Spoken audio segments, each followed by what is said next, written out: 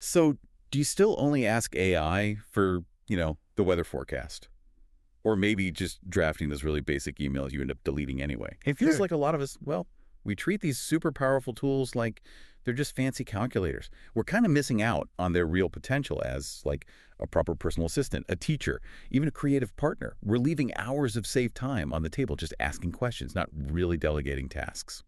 Welcome to the deep dive. Yeah, today we're going to unpack a whole bunch of sources detailing, I think it's 24 really practical ways you can shift how you use AI, moving from just asking it stuff to actually getting it to do things for you. We've pulled out the best bits on smarter shopping, fixing things around the house instantly, optimizing your workflow, and even some pretty mind blowing research tools. And look, the goal isn't to make you some kind of tech guru, right? It's really just about showing you how to weave AI into your day-to-day life. Save yourself some hours, get rid of that boring, repetitive stuff for good. It's about action, not just, ideas. Okay, yeah, let's get into it. Maybe we can start with how AI can fundamentally change, well, how you spend your money and maybe cut down on that awful feeling buyer's remorse.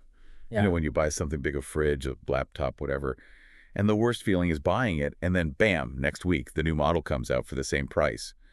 Ugh. Right. That's exactly the first thing AI tackles. It can intelligently look at the predictable product cycle. We often try to Google this stuff manually, but AI can quickly scan the patterns for big companies, Apple, Samsung, you name it. So you could ask it something like, hey, I'm thinking about getting an iPad Air. When did the current one come out? How often does Apple update this line? Should I buy it now or maybe wait a bit? And the sources say AI gives you a very good guess, that's the quote, about whether waiting a few months makes sense financially or if you're actually in a good window to buy. hmm But it's not just release dates, is it? It goes into historical pricing, too. Exactly. For those really pricey things, you can ask it about past sales, Black Friday, Prime Day, that sort of thing. It basically becomes your historical price checker. Okay, so if I'm looking at, say, a fancy TV, I could ask, based on past sales for this Sony A90J TV, how much does the price usually drop during big sales events? Yeah, precisely. And it might come back saying, look, this model usually drops 20, 25%. Boom, now you know what price to aim for and you won't overpay right now. Okay, but hang on. How reliable are those predictions? I mean, things change, right? Supply chains get messed up. Is basing a buy on old data risky? That's a fair point, and the sources are clear. It's predicting probability based on tons of data. It's not like a guarantee. Its strength is the sheer volume of past data it can crunch in seconds. Way better than just guessing, even if it's not a perfect crystal ball. Interesting. So if AI can kind of predict release dates and discounts, what does that really change about how we research stuff we buy? Well, knowing those cycles gives you power, right? It helps you avoid paying that new release premium unnecessarily. Well, that could save some serious cash on big stuff. Okay, let's bring it down a notch. How about using this for those annoying little problems right in our own homes? Oh yeah, moving into the home. AI is basically your universal user manual now. You know that moment the printer jams, washing machine flashes some weird code? And the manual vanished years ago. Exactly. Or you call support and sit on hold for like half an hour listening to bad music. Ugh, yeah. So AI skips all that. Totally. It's like having a manual for everything you own, but one that actually talks you through the fix, step by step. There's a great example in the source. Quick tech support. Say your LG washer model WM3400CW, they mentioned shows error DE. Ask the AI, give me 5 specific steps to fix error code DE on my LG WM3400CW. Apparently 90% of the time it's something simple like the door isn't shut properly. AI gets you there in 5 minutes, no service call needed. Wow, okay. That instant fixability, does it work in the kitchen too? Like beyond just basic substitutions? Oh, absolutely. We've all asked, what can I use instead of butter? But yeah, it goes deeper. It gives you adjustment instructions. Okay, say you're making banana bread. Recipe needs half a cup of brown sugar. You only have white sugar and honey. AI doesn't just say, use white sugar. It'll suggest, okay, use that half cup of white sugar plus maybe a tablespoon of honey. Oh, why the honey though? To keep the taste right, but also, and this is key, the moisture level that the brown sugar would have given. It's actually adjusting the recipe's chemistry, not just swapping names. It's like a proper kitchen helper. And honestly, I still wrestle with prompt drift myself sometimes when I try the really complex stuff, mixing recipe ideas. But for these quick home fixes, the immediate results are just Yeah, incredible. That fast success really builds your confidence. So beyond just being convenient, how does getting those quick fixes at home make us feel better about using AI for like bigger work problems? Quick wins on simple things build that crucial trust. Makes you more willing to tackle complex tasks later. Okay, this is where I think it gets really interesting. Workflow automation.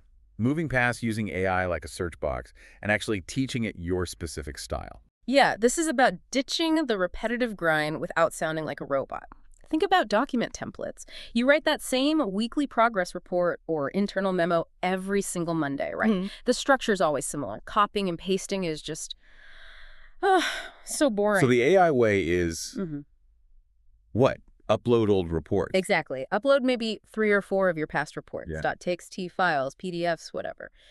Then you ask the AI to analyze the structure, the tone you use, the common phrases. It literally learns your voice, your style. Okay. Then you tell it, create a new template based on these examples, maybe with sections like what I did and next steps. So next time, you just give it the bullet points. Yeah. AI fills in like 90% of it, but in your style, you get to focus on the actual substance, not the formatting. Hold on, though. Yeah. Uploading company reports? What about security? Right. Or, AI making stuff up, hallucinating? Critical question. The sources definitely hit on this. Key thing is understanding your AI tool's privacy policy. Does the data train their model or stay private? For work stuff, the advice is clear. Scrub any really sensitive names or numbers before you upload. And yeah, hallucination risk is lower when it's analyzing structure versus generating pure fiction, but you always got to double check what it puts in. That same idea, commanding it, works for calendar management too. Such a time suck, right? Forget manually clicking around. You just say, find me 2 hours free next week for deep work, 1 morning slot, 1 afternoon, no meetings, and just add deep work to my calendar.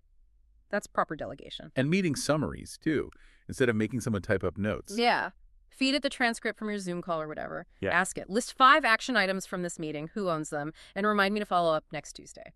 Takes like 3 steps, turns them into 1 command. That's all about stacking those commands, it seems. Totally. Like travel planning. Say you're driving from Saigon to Vung Tau in Vietnam. You can ask the AI, find a really good Bangkok place.